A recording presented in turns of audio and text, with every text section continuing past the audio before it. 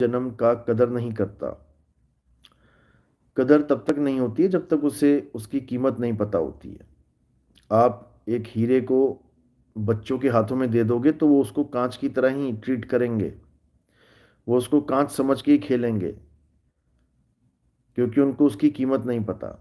लेकिन जब वही बच्चे बड़े हो जाएंगे, उनको उसकी कीमत पता लगेगी, तो एक भी नहीं खेलेगा, उसको तिजोरियों में संभाल संभाल के रखेंगे। तो जिन्हें नहीं पता लगता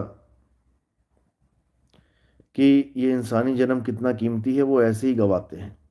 और जिनको पता लग जाता है, वो एक एक पल लिखे लगाते हैं।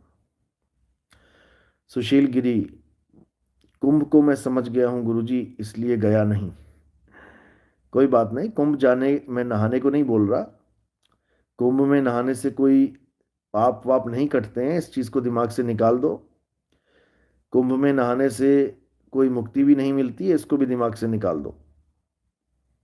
अरे कुंभ कब हुआ था? कब अमृत की बूंदें छलकी थीं? कितने हजारों साल पहले। आज कोई वहां पे बूंदें टपक रही हैं क्या? कि आज भी मंथन चल रहा है आसमान में, वहां से बूंदें गिर रही हैं? कि हर 12 साल बाद अलग अलग शहर में बूंदें गिरती हैं? जब वो 4 बूंदें गिरी थीं, तब उनको पता भी नहीं था कि इन 4 बूंदों की वजह से चारों युग में यही चलेगा, यही कार्य चलेगा कि 12 साल में यहाँ बूंद गिर गई, अगले 12 साल में वहां बूंद गिर गई। अरे भाई, चारों बूंदें एक साथ गिरी थीं, अलग अलग थोड़ी नहीं गिरी थीं। कि 12 साल बाद इधर टपक गई बूंद और 12 साल बाद दूसरी जगह टपक गई, फिर 12 साल बाद तीसरी जगह टपक गई। ऐसा नहीं है भाई, ऐसा नहीं होता है। यहां तक कि कुंभ के नाम पे महाकुंभ तो चलो बना बना, अर्धकुंभ भी बना हुआ है। अब अर्धकुंभ का क्या मतलब है? आधी आधी बूंदें टपकी थी क्या वहां पे? या आधे पाप कटेंगे या आधी मुक्ति मिलेगी वहां पे? ये सब हमारे जो धर्म के, हमारे जो पूर्वजों के बनाए हुए त्योहार कह लो या सभ्यता कह लो, ये उसको जीवित रखने के लिए कि 12 साल में तो भूल ही जाएंगे कि कुंभ भी क्या होता है, चलो बीच में एक और रख देते हैं, हाफ अर्ध कुंभ रख देते हैं, ताकि एक लगन सी लगी रहेगी कि हाँ 6 साल बीत गए हैं, अगले 6 साल बाद बड़ा कुंभ आएगा। और इससे ज्यादा इसकी कोई अहमियत नहीं है। समझ लो कि वो 4 बूंदें आज तक टपक ही रही हैं आसमान से। जब टपकी थी टपकी थी, अब क्या करेंगे उस बूंदों का? कोई चीज धरती पे टपकती है, धरती सोख लेती है उसको, पानी की बूंद टपकेगी सोख लेगी। कि वो आसमान में 12 12 साल बाद गिर रही है, टपक रही है अलग अलग शहरों में। तो इस भ्रम से बाहर आ जाओ। ये सब अपनी संस्कृति को जीवित रखने के लिए किया जाता है, ताकि बच्चों को, सबको एक सूत्र में पिरोया जा सके, अपने इतिहास बताए जा सकें, अपने धर्म का इतिहास समझाया जा सके। इससे ज्यादा कुछ नहीं होता है कुंभ। मैंने पहले ही बताया कुंभ क्या है। असली कुंभ हमारी काया है। मिट्टी का कुंभ है ये, और मिट्टी के घड़े में अमृत भरा हुआ है। लेकिन उस अमृत रूपी आत्मा को कोई जानता नहीं है। मिट्टी मिट्टी से ही प्यार किया जा रहा है, अमृत को कोई पूछता तक नहीं है, आत्मा को कोई पूछता तक नहीं है। बस मिट्टी को ही प्यार कर रहे हैं, मिट्टी को ही सराह रहे हैं, मिट्टी की ही पूजा कर रहे हैं। तो मिट्टी से ऊपर उठो भाई, और आत्मा को जानो, तो हर चीज समझ में आने लग जाएगी। मैंने बताया जल में कुंभ, कुंभ में जल है, बाहर भीतर पानी। फूटा कुंभ जल जल ही समाया, बूझे बिरला ज्ञानी। मुक्ति का मार्ग केवल एक ही है कि अपने असली कुंभ में स्नान करो। समझ लो, असली कुंभ कहाँ है, असली अमृत कहाँ है? मन को मार गगन चढ़ जाई, मान सरोवर पैठ नहाई। असली मान सरोवर जो ऊपर कैलाश में है, वो कैलाश वहां नहीं है, वो ये कैलाश है। वो पहाड़ वहां नहीं है, ये है वो पहाड़। इस पहाड़ पे चढ़ो और स्नान करो। समझ लो। लेकिन लोगों को नहीं समझ में आता, आसान चीज जल्दी समझ में आ जाती है। जाओ डुबकी मारो, जाओ स्नान करो, मुक्त हो गए, पाप कट गए, ये जल्दी समझ में आ जाता है। लेकिन आत्मज्ञान जल्दी समझ में नहीं आता।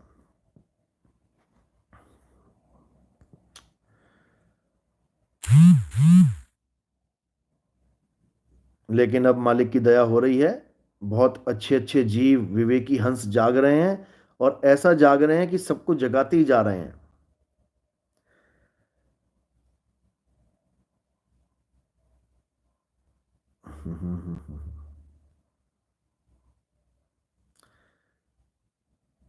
कृपा तो बनी हुई है सुशील गिरी। कृपा यानी किरत कर और पा। कृपा कर और पा। जो करेगा वो पाएगा।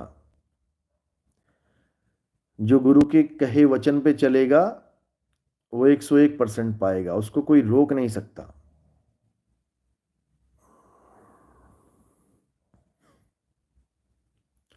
गुरु को सिर पे राखिए चलिए आज्ञा माही, कहें कबीर ता दास को ये तीन लोक भय नाही। इन दोनों चीजों को हमेशा साथ में लेके चलना है। गुरु को सिर पे राखिए, हमेशा गुरु को सिर पे रखो, और चलिए आज्ञा माही, हमेशा वचन का पालन करो। जो बोला जा रहा है उसको अच्छे से निभाओ, फिर उसको कोई नहीं रोक सकता, कोई भी नहीं।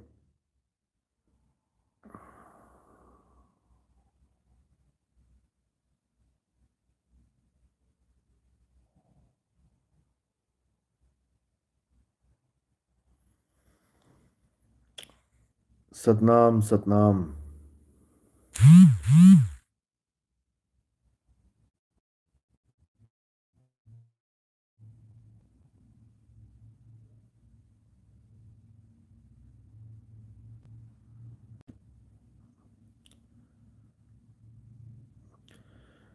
तो भरम जाल से ऊपर उठना है, इस कर्म जाल से ऊपर उठना है,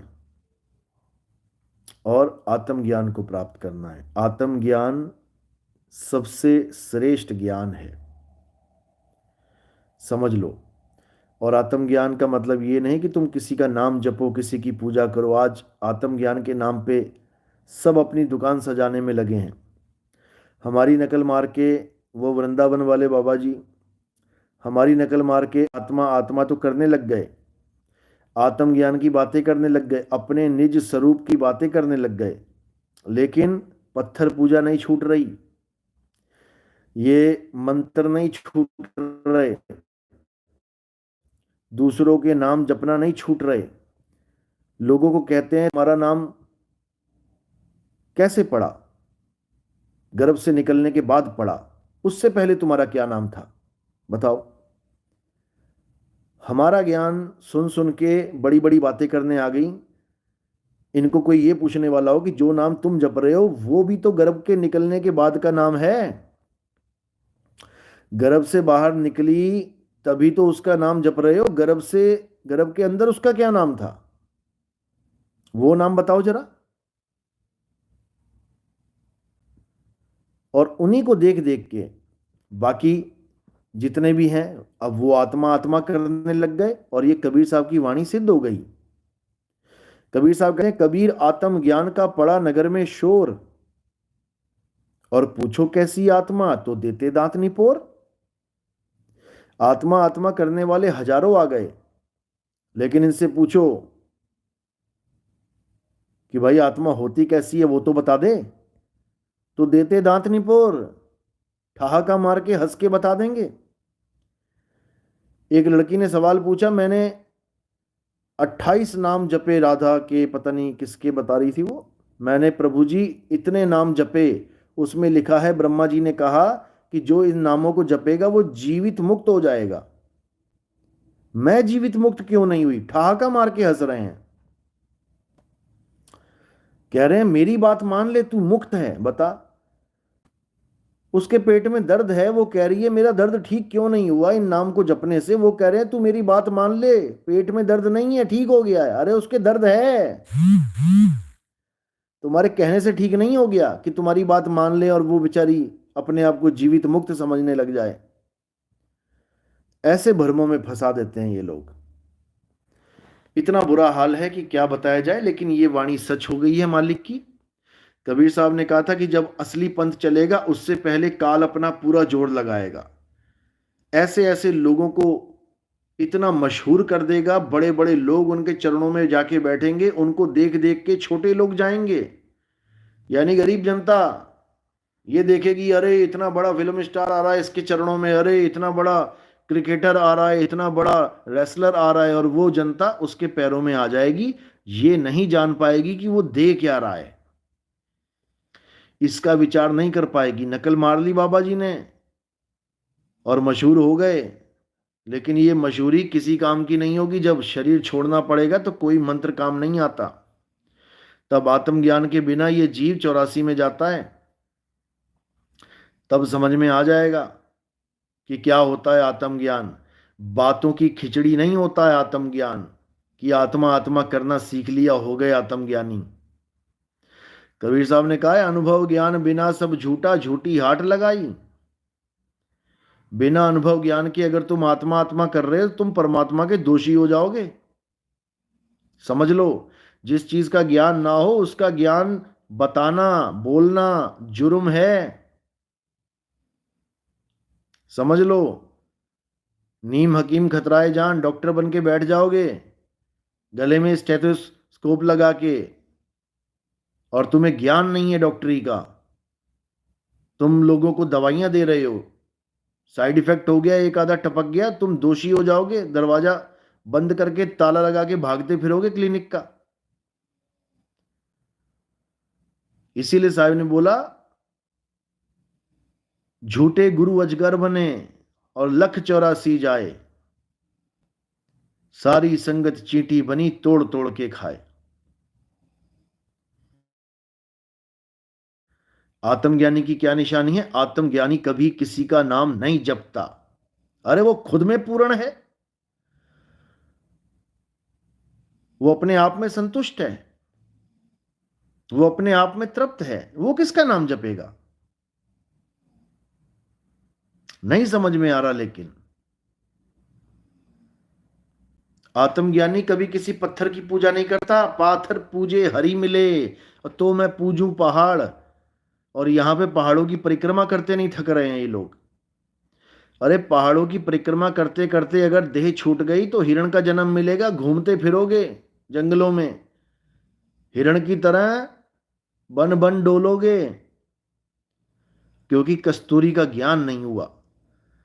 कस्तूरी कुंडल बसे मृग ढूंढे वन माही, ऐसे रमता राम है ये दुनिया जाने नाही। तो भाई ये गुड्डे गुड़ियों का खेल नहीं है। आत्मज्ञान के विषय पे तब तक बिल्कुल नहीं बोलना चाहिए जब तक तुम्हें आत्मा का ज्ञान नहीं हो गया। हमारे चेले चपाटे भी आत्मज्ञानी बने बैठे हैं, जो करने को बोला वो तो हुआ नहीं। कहते हैं अंगूर खट्टे हैं, जहां स्थिर होने को बोला वो तो कर नहीं पाए, कह रहे हैं ये ज्ञान ही गलत है। अच्छा, तो सही ज्ञान बता दो जरा तुम। बातों की खीर से स्वाद नहीं आता है, लेकिन अभी नहीं समझ में आ रहा है। जब प्राण छूटेंगे ना, अंतकाल पछताएगा। जब प्राण जाएंगे छूट, तब समझ में आएगा नितिन दास क्या बता रहा था। अभी नहीं समझ में आ रहा है, अभी तो गुरुवाई का कीड़ा काट गया है, अभी नहीं समझ में आ रहा, लग जाएगा पता कुछ सालों में। और ज्यादा लंबी कहानी नहीं बची है अब कि तुम सोचो कि पोते देखेंगे पड़पोते देखेंगे, तुम बुढ़ापा नहीं देख पाओगे अपना। समझ लो, इंतजाम हो चुका है सबका। फिर बता रहा हूं, अभी ऐसा मौत का तांडव चलेगा, गली गली में लाशें पड़ी मिलेंगी आपको। अभी आने वाला है वो समय। जो कहते थे कि जीवन का कोई भरोसा नहीं, फिर भी सारे पाप कर रहे हो। पल का भरोसा नहीं, फिर भी माया के पीछे अंधी दौड़ लगा रखी है। पल का भरोसा नहीं, लेकिन 100 100 सालों का इंतजाम करके बैठ गए हो। लग जाएगा पता। ना घोड़ा दूर ना मैदान दूर।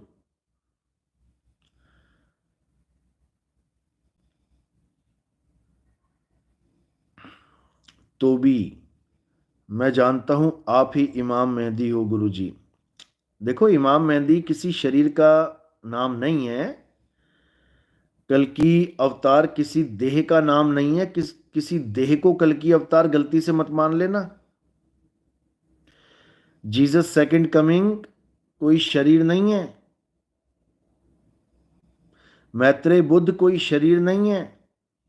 मर्द का चेला कोई शरीर नहीं है। समझ लो।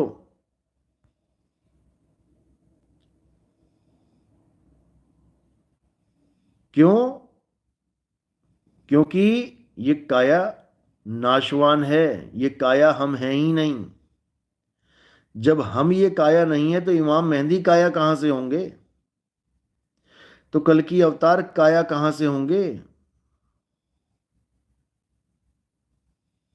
समझ लो।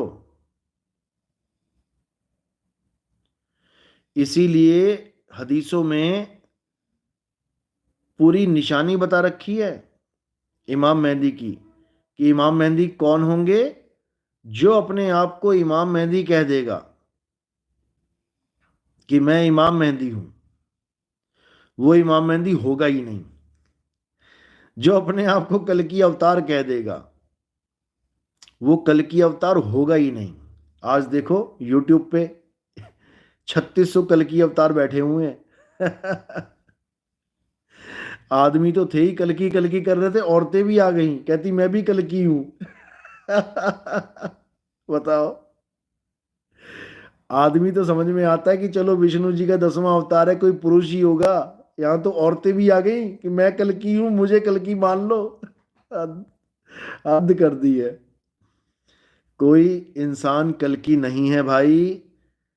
कोई इंसान इमाम मेहदी नहीं हो सकता। जो कहेगा मैं इमाम मेहदी हूं, वो है ही नहीं। इमाम मेहदी कौन है? इमाम मेहदी का असली नाम मोहम्मद है। मोहम्मद, समझ लो। और मोहम्मद कोई नाम नहीं है। मोहम्मद एक गुण है।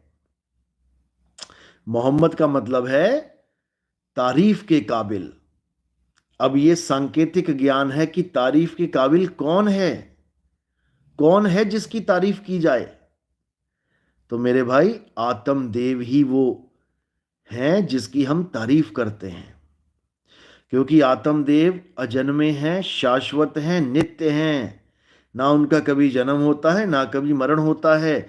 वही इमाम मेहंदी हैं।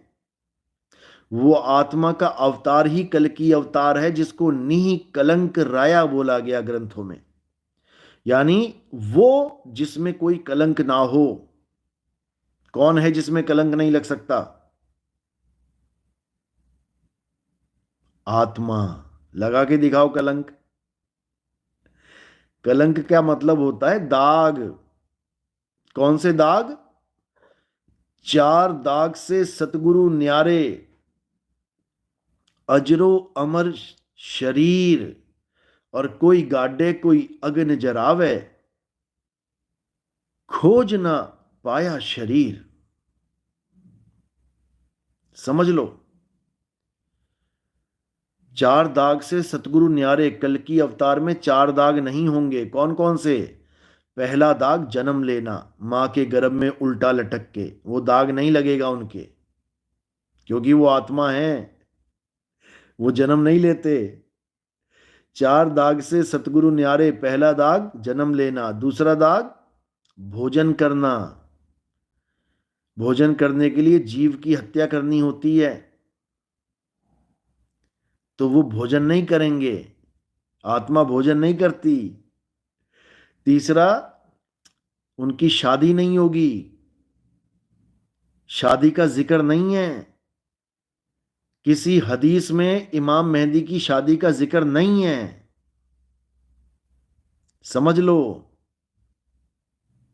लोग तुक्के मार रहे हैं, नहीं शादी तो उनकी होगी, ये तो बहुत बड़ा वो है, ये है। दिखा दो कहाँ लिखा है उनकी शादी होगी। आत्मा की शादी नहीं होती, आत्मा बिना शादी के रहती है, शरीरों की शादियां होती हैं। तो तीसरा कलंक है शादी, और चौथा कलंक है मौत। वो मरेंगे नहीं कभी, वो ना कभी पैदा हुए हैं ना कभी मरेंगे, वही मोहम्मद हैं। समझ लो, वही आत्मा है। उसी को रूह कहते हैं, रूह जो फना नहीं हो सकती। उसी को इमॉर्टल सोल कहते हैं। समझ लो, उसी को होली स्पिरिट कहते हैं। ईसाई लोग जो कहते हैं होली स्पिरिट, होली स्पिरिट, वही हैं Jesus second coming, Holi spirit.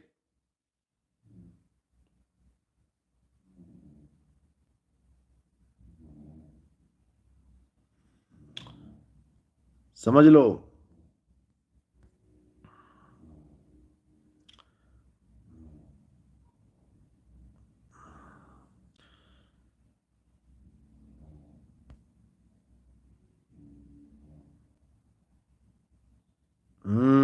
पिंजड़े की शादी और मौत होती है, बिल्कुल सही।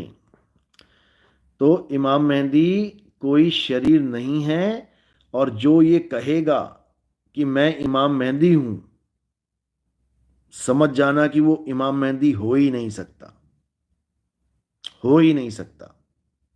ये पहचान बताई है, वरना कोई अपने नाम को क्यों नहीं लेगा। अगर कोई किसी का नाम मेहदी है तो क्यों नहीं बोलेगा कि मैं मेहदी हूं, बोलेगा। लेकिन इमाम मेहदी का नाम मेहदी होगा ही नहीं, उनका नाम मोहम्मद होगा। और मोहम्मद भी वो वाला मोहम्मद नहीं कि उनका नाम ही मोहम्मद होगा। उनका नाम असल में आत्मा होगा, क्योंकि नाम आत्मा का रखा जाता है। जितने भी नाम रखे जाते हैं आत्मा के रखे जाते हैं, लेकिन शरीरों को देख के, शरीरों के आधार पे रखे जाते हैं। जैसे किसी के बच्चा पैदा हुआ, अब जैसे ही बच्चा पैदा हुआ पता लगा कि उसमें आत्मा है ही नहीं, जीव है ही नहीं उसमें। अब क्या नाम रखा जाएगा उसका? रख के दिखा देना नाम। मुर्दा बच्चा पैदा हो तो उसका कोई नाम नहीं रखेगा, जबकि शरीर तो आ गया ना, लड़का या लड़की है वो भी पता लग गया, लेकिन कोई नाम नहीं रख रहा, क्योंकि नाम जिसका रखना था वो उसमें है ही नहीं। जिसका नाम रखा जाना था वो है नहीं उसमें, नाम किसका रखोगे? समझ लो। तो नाम रखा जाता है आत्मा का, लेकिन शरीर के आधार पे रखा जाता है। जैसे नानक जी पैदा हुए तो लड़के का शरीर था, लोगों ने नानक नाम रख दिया। उनकी बहन पैदा हुई, शरीर पैदा हुआ लड़की का, तो उनका नाम नानकी रख दिया गया। आज भी ऐसा ही हो रहा है। लड़का पैदा हुआ तो बलविंदर सिंह रख दिया, लड़की पैदा हुई बलविंदर कौर रख दिया। समझ लो, लड़का पैदा हुआ करण रख दिया, लड़की पैदा हुई किरण रख दिया। लड़का पैदा हुआ राधे रख दिया, राधे श्याम। लड़की पैदा हुई राधा रख दिया, राधावती, राधा कुमारी। समझ लो। तो इसी को समझना है। नाम सारे आत्मा को ही दिए जा रहे हैं, लेकिन आत्मा का अपना क्या नाम है? आत्मा का नाम है मोहम्मद। इसीलिए सारे मुसलमान अपने नाम के आगे मोहम्मद लगाते हैं, मोहम्मद, जबकि उनको पता नहीं है कि यह क्यों लगाया जा रहा है। समझ लो, वो सोच रहे हैं हम अपने नबी का नाम अपने नाम के आगे लिख रहे हैं। नबी तो और भी हुए हैं, मूसा अलैहिस्सलाम हुए हैं, तो किसने अपने नाम के आगे मूसा लगा दिया?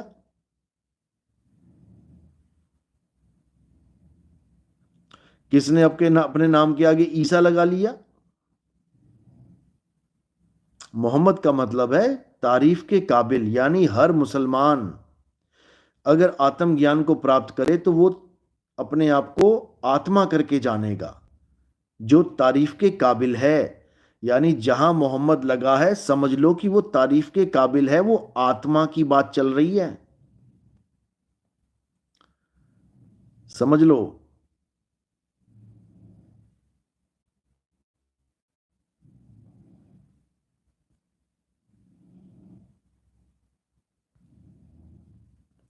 लेकिन लोग नहीं समझ पाते हैं, इसी में उलझे रह जाते हैं और सत्य से उनका कोई ताल्लुक ही नहीं रह जाता, असत्य को पकड़ के बैठ जाते हैं। मोहम्मद इरशाद सेड हाय। और जी इरशाद जी कैसे हैं आप, ठीक हो?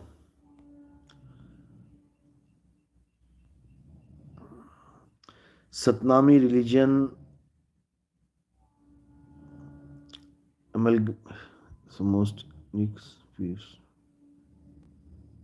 भक्ति मूवमेंट, नहीं इसके बारे में मुझे नहीं पता है।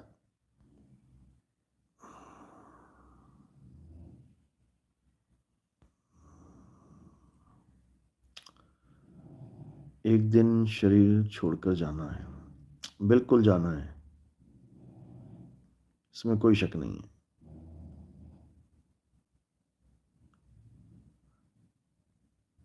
सतनाम।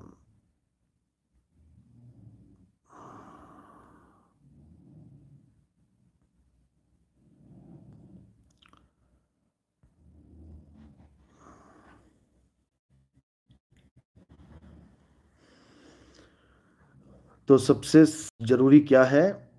सबसे जरूरी है अपने असली स्वरूप को जानना, अपने असली तत्व को जानना कि मैं क्या हूं। आप ही आत्म तत्व हैं, आप कोई नाशवान शरीर नहीं हैं, आप आत्मा हैं। लेकिन अपने आप को ना जानने के कारण आप अपने आप को आदमी, औरत, बच्चा, बूढ़ा, जवान, आप ये मान लेते हैं। यही बंधन है, इसके अलावा और कोई बंधन नहीं है।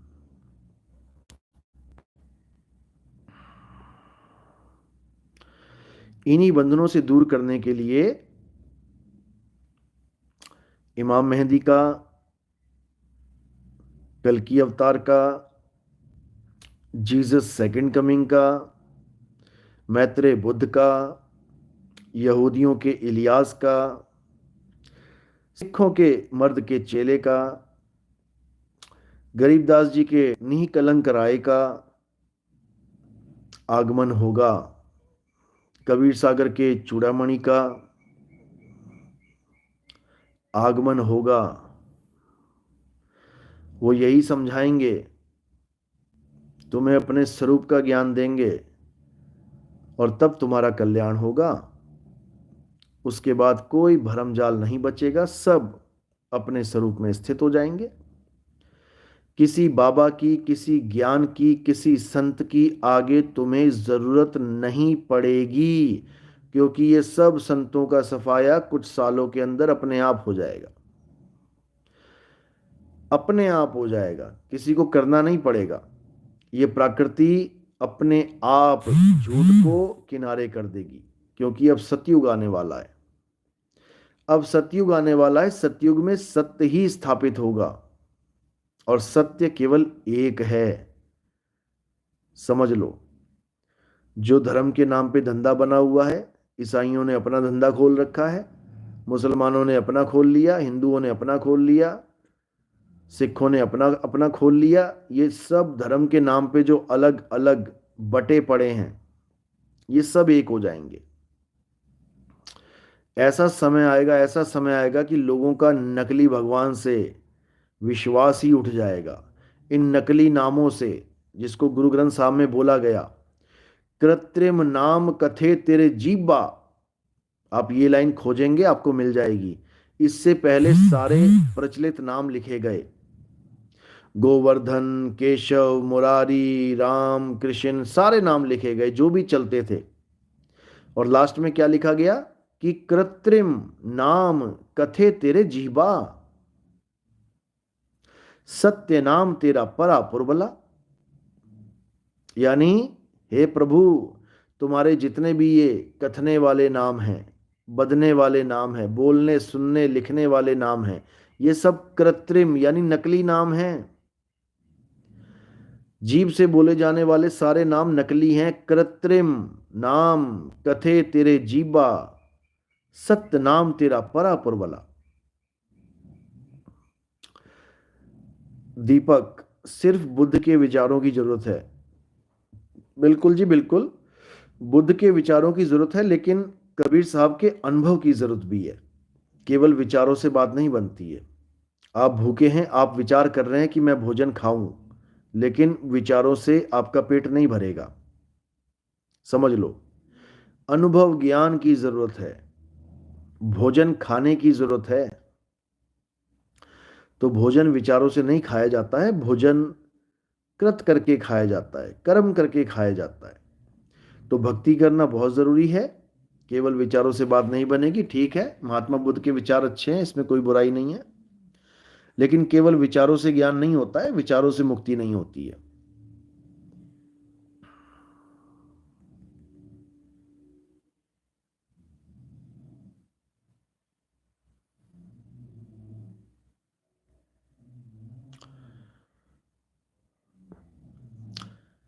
कबीर जी के दोहों की जरूरत है।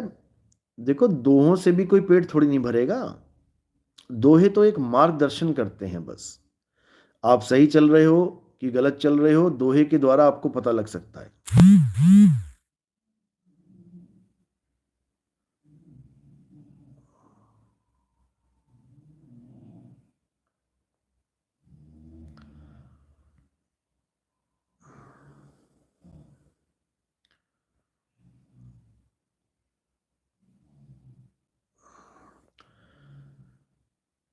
तो अच्छी बात है।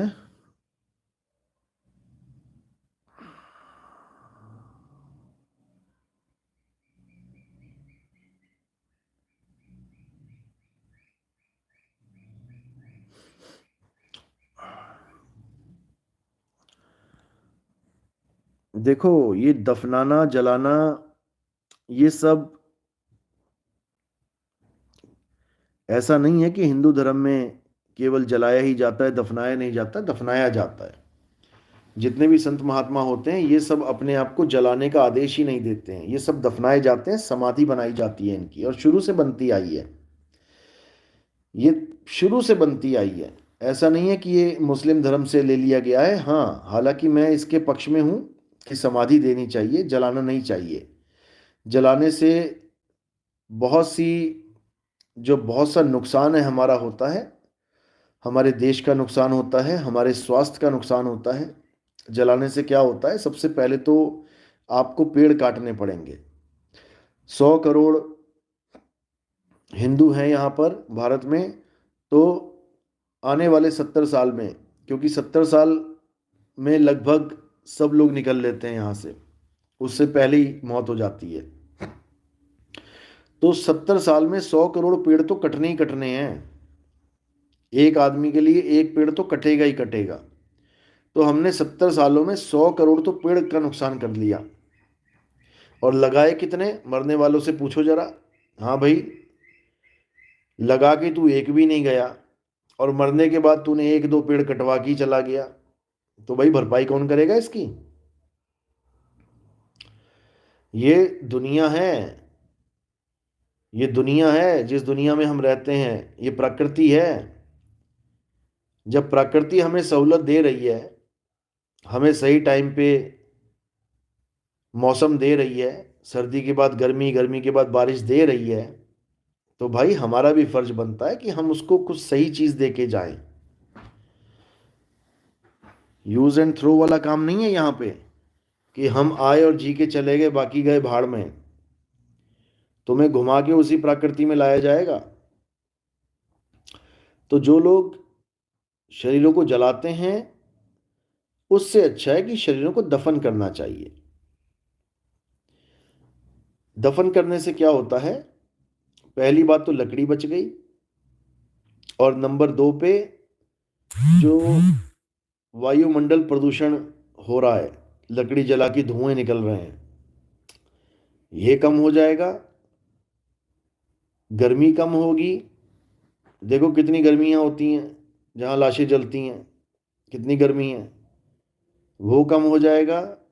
उसके बाद उसकी राख वाख नदियों में डाल देते हैं, लाशें अधजली फेंक देते हैं कई लोग, तो वो कम हो जाएगा। और अगर हम दफनाएंगे तो हमें आने वाली जनरेशन को फॉसिल्स, जीवाश्म से प्राकृतिक संसाधन मिलेंगे।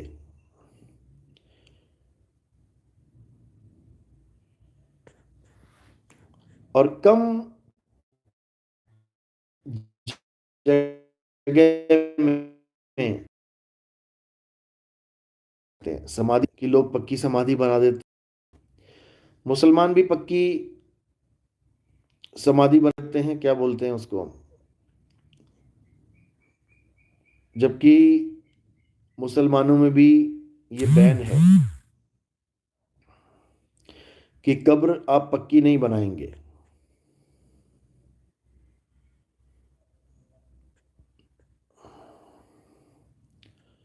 तो ये सब प्रकृति के साथ है, प्रकृति के भले के लिए है।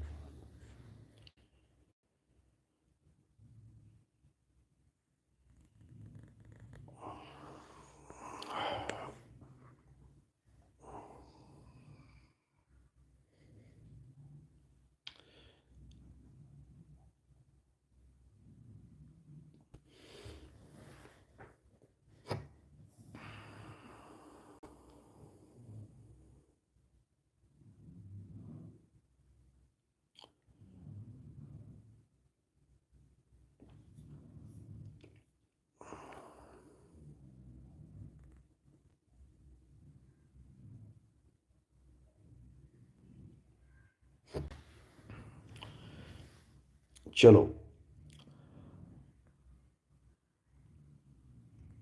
अब कल मिलते हैं। आज काफ़ी लेट हो गए आने में। कल नया टॉपिक लेके आएंगे। जय बंदी छोड़ की जय सतनाम।